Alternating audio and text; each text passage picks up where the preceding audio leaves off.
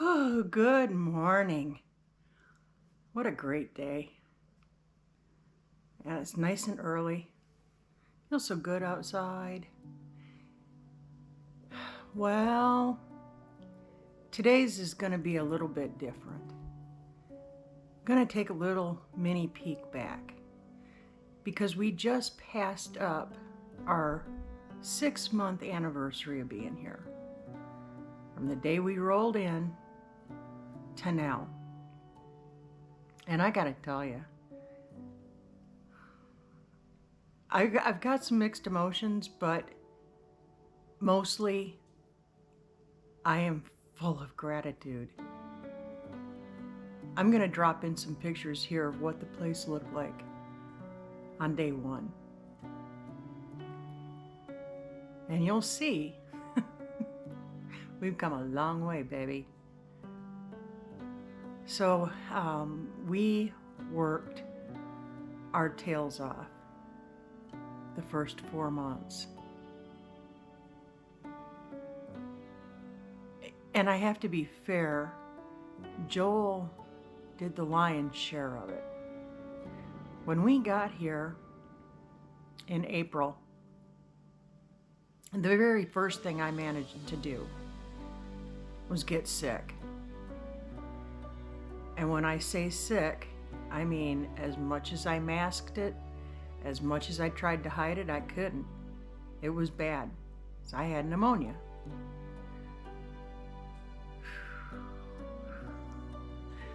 Those were some dark days. I remember coming into this house and just feeling my heart drop. Now, we bought the place as is, but we had certain things in the contract that were supposed to be done, and they weren't. We had a ton of hurdles we had to jump just to get it livable. The water department would not turn the water on because there was no plumbing under the house. Every bit of it had to be replaced day one. In order to get that done, we had to clear out the skunks, the raccoons, the snakes, and other things that would kill you.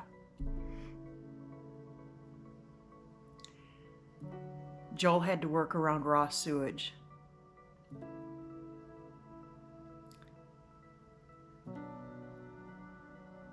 When I say it was bad, it's an understatement. But we brought our appliances from the old house because I had just bought those puppies and I was not leaving them behind. They looked so out of place in this house. And they were out of place in this house. You're going to see in the picture I dropped here of the kitchen when we got here. And the kitchen itself was so dark and dirty and just ugly. I didn't want to feed my dogs in it. Oop.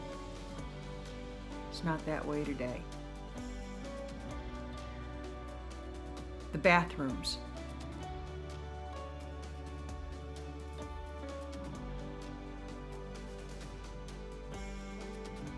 I'm triggered just thinking about it right now. We're not fussy people.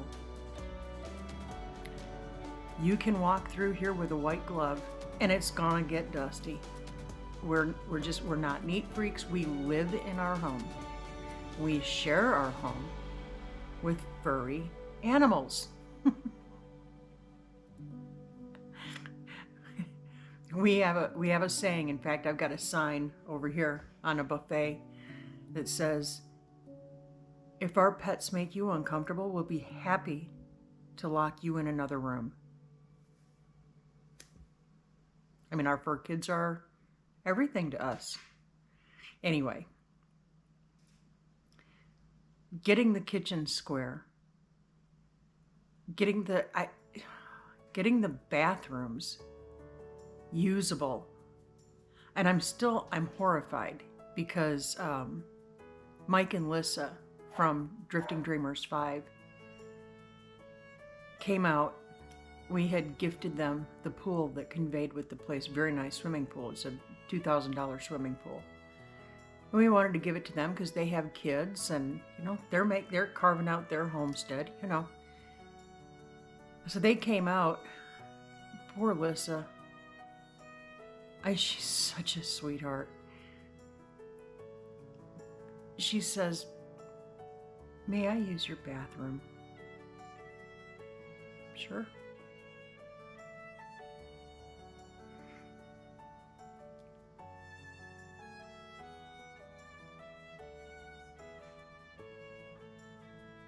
It was the best it could be, but it was awful.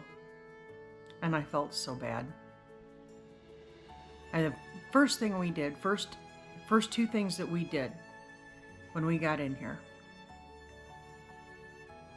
Brand new toilet. And a brand new sink. Brand new kitchen sink. Because what was here, there was no fixing it. There was no, nope. There are two things that I'm fussy about. Kitchen and bathroom. I'm fussy about that. It can be, I can deal with clutter. Clutter is one thing, but the absolute caked on nasty filth, it was awful. If I can find a picture of what the bathroom looked like, I'm going to drop it here. Anyway, all of that is gone now. We tore everything out and we completely redid the floor plan of the house. In 6 months' time, 2 people on a mission, we were told in early March, very loudly and very clearly, it took me right up out of a sound sleep. I know without hesitation, God spoke. And his words were, "Get out of here. Sell it and go." And literally, within 24 hours of getting that, and middle of the night, and I'm just trembling, and Joel is, "What's going on? What's going on?" And I'm telling him, his reaction alone blew me away. He built that house, right? He had spent his entire life in Colorado. Born and bred right there. And his reaction, "Okay, let's do it."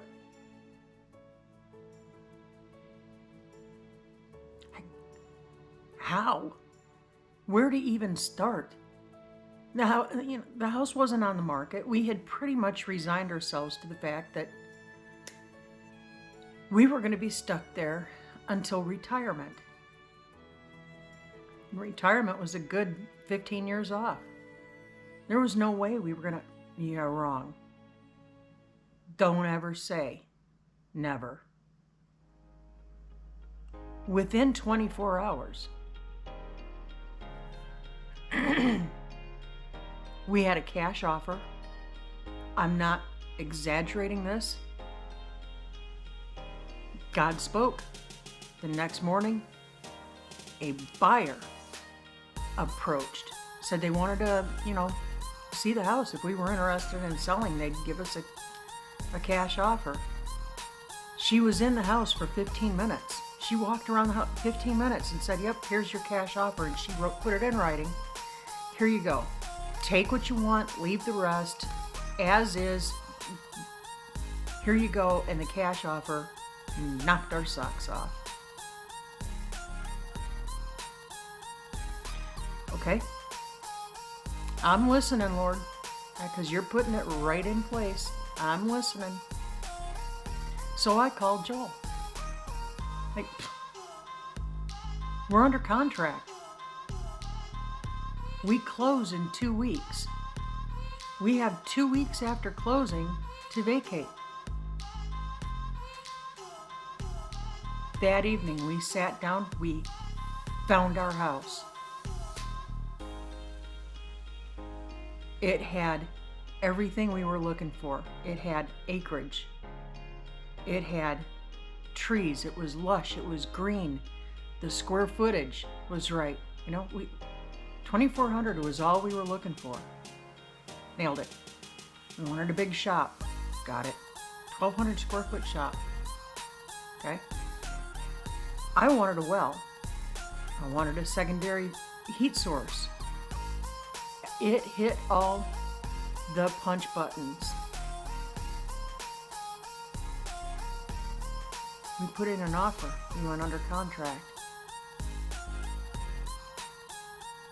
We closed on the sale of our house in Colorado.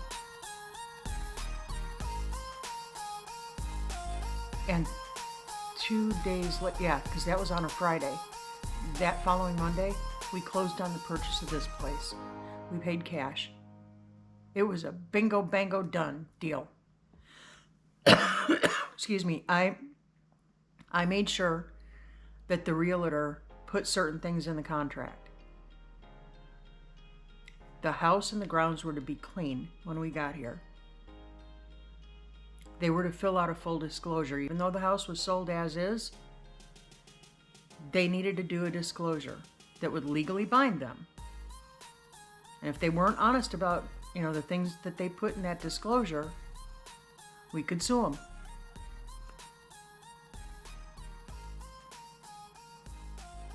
Out of 60 items in that disclosure, 2 were truthful. Did we sue? Nope.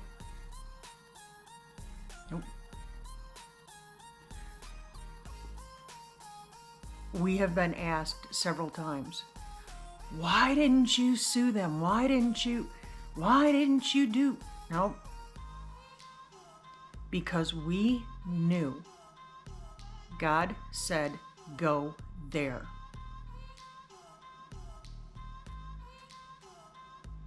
Okay. We did. And now we're making it home. And honey, in 6 months, we have come a long way. In fact, less than 6 months. We've been here for 6 months. We worked on the house for 4 months solid. Every bit of subfloor was rotted. We had to tear everything out. We had to mud jack the house. It was sinking. We had to put in all new flooring. We had to undo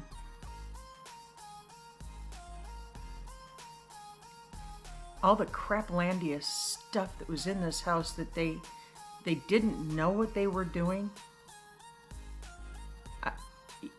I'm dropping in pictures all throughout this so you can get an idea. But I'll tell you what, ladies and gentlemen, the real hero of this story is my husband, Joel. Without him, I would have lost my basket. And he'll tell you, without me, he would have lost his. We're good like that together. So I sit here this morning talking to y'all with an absolutely full heart. I am full of gratitude. I am full of appreciation.